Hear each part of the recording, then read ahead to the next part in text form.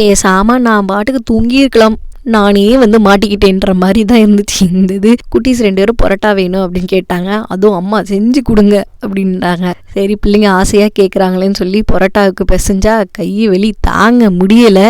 பரோட்டா செஞ்சால் வேற என்ன, சால்னா தான். சால்னாவுக்கு ரெடி பண்ணியாச்சு. எனக்கு தெரிஞ்ச மாதிரி மாவை போட்டு பிசைஞ்சு ரெடி பண்ணி வச்சுட்டேன்.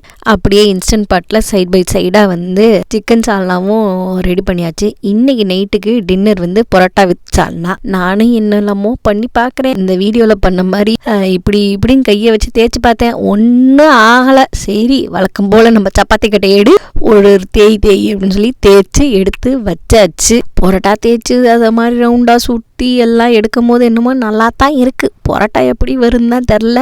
ஒரு மரண பயத்தோடையே தான் நான் பரோட்டா போட்டேன். ஏன்னா லாஸ்ட் ஒரு தடவை போட்டு கொடூரமாகி எல்லாம் என் மேலே பாஞ்சிட்டாங்க. அதனால இந்த தடவை கேர்ஃபுல்லாக போடணுன்னு போட்டேன். பரவாயில்ல, நல்லா தான் வந்துருந்துச்சு.